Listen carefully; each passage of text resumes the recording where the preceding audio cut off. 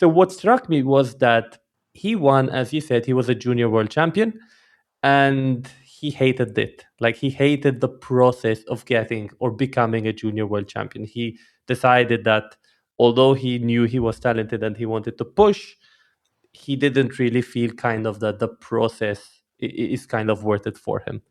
And from my understanding, with that lack of motivation, is why he decided essentially to go to the military, as you said, to do his 1 year of military. Coming out of that is essentially where, again, you start coming in. And the first thing which actually struck me is that more like many times in the first few pages of this kind of, it's been dubbed the training manifesto, but the way he trained, he talks a lot about he wanted to be a human too. He didn't just want to be kind of this robot that trains and trains and trains. So when you two met, I don't want to say the first time, but when that discussion started on, like, hey, yes, I want to train. I think I have potential in the sport. I want you to be my coach, but I also want to be a person.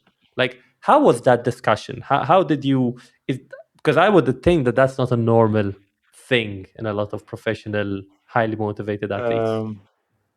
No, yeah, actually, that kind of started. Yeah, we can get into the details also about, yeah, exactly this period, like after 2018. But to understand it and me and Nils's relationship, actually, you have to go back a little bit because uh, when he won that junior world title, like you said, and he wrote it also that yeah, he didn't enjoy he enjoyed some parts of the process, but it was not really worth it to him. It's like, I'm doing all this and yeah, skipping everything else in my life, and he thought that winning that gold would make it all yeah, worth it, kind of. But the feeling was that it didn't at all, and so then he stopped.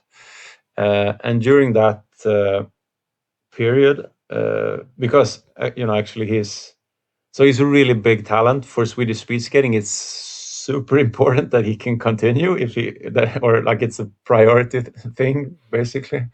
And for anyone involved in skating knew that he had great potential. So I was a bit involved already then, and talking to him, because I had also a similar experience from, not exactly like his, but I was also junior world champion, and I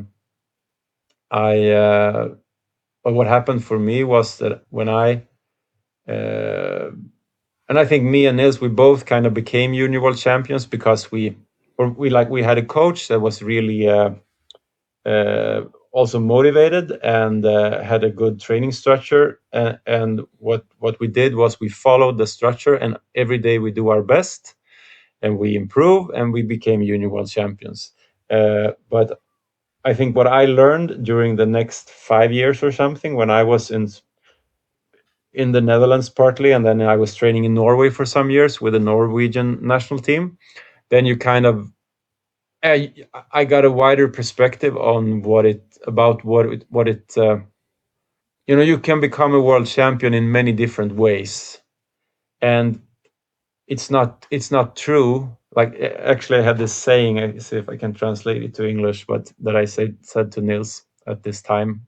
I said, it's not really it's not really decisive who says no to dessert the most times. It's not it's that's not what they're counting at the finish line at the world championships. You said no to dessert. You were asked to have dessert 100 times. You said no all 100 times. Congrats, you're the world champion. It's not about that, really, because I had that experience. Yeah, in some of the training groups that I was training in internationally, you would think that these people can't, this guy can't medal at the world championships, and then they still do, and it's like it's a different. I think, yeah, both me and Nils had it anyway. Coming from the junior level and being really successful can be a lot about, you do what you're told, and you're doing it to the best of your ability, and you're saying skipping everything else in life.